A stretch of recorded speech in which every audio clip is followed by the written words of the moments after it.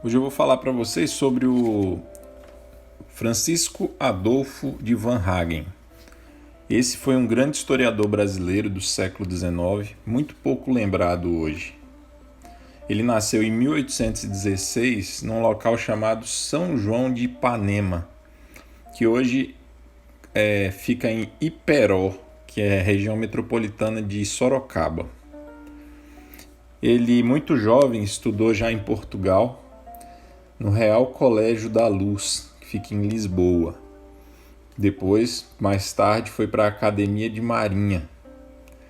Ele vai falecer em Lisboa, aliás, ele vai falecer em Viena, vai ser enterrado lá, depois vai ser trasladado para o Chile, porque ele era casado com uma chilena, e muito depois, já agora no século XX, os restos mortais dele vão ser trazidos e vai ser feito um monumento em homenagem a ele lá em Sorocaba.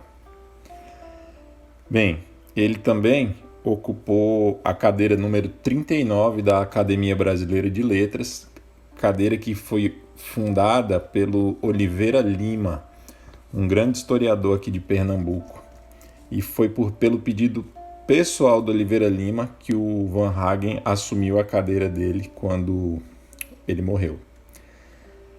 Bem, depois ele vai ingressar no exército português, depois de ter passado pela Academia de Marinha, e vai ser um tenente de artilharia e vai estar muito ligado a atividades na área de engenharia, na engenharia militar. Em 1838, ele publica um primeiro trabalho de história, fazendo reflexões críticas sobre um documento muito antigo da história do Brasil, que é a Notícia do Brasil. Ele também foi convidado para escrever numa revista portuguesa, O Panorama, que era dirigida por ninguém mais, ninguém menos que Alexandre Herculano, um grande historiador português do século XIX, o maior. Além disso, ele foi um pesquisador incansável em Lisboa, em busca de documentos relacionados com a história do Brasil. E através dessas pesquisas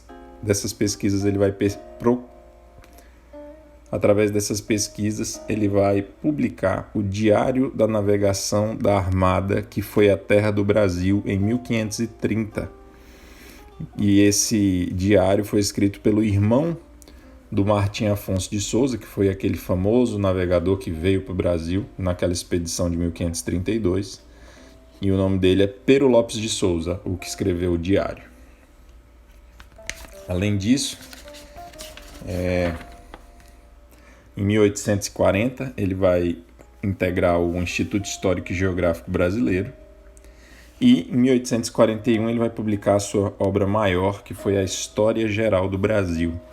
Essa aí sim, a primeira, só em 1841, percebam, vai ser publicada essa obra que é assim a mãe de todas as outras obras, tá? Tudo que foi escrito antes desse livro sobre história do Brasil, ou foi parcial, ou foi pontual, ou foi incompleto. Ele fez realmente uma obra de fôlego de toda a história do Brasil até aquele momento ali do segundo reinado brasileiro, tá? Um grande livro, até hoje é uma referência. Aí a edição hoje existem edições em 2, em 4, em 5 volumes, mas não existe mais edições atuais, estão todas esgotadas, só em sebo ou em PDF. Além disso, ele também foi um grande entusiasta da transferência da capital federal para o interior, para o Planalto Central. Inclusive, ele visitou a região do Planalto Central, visitou o interior de Goiás, o interior de São Paulo, o interior da Bahia, fazendo suas pesquisas históricas. E aí tem até um textinho aí que fala sobre esse assunto, se vocês quiserem pausar para ler depois.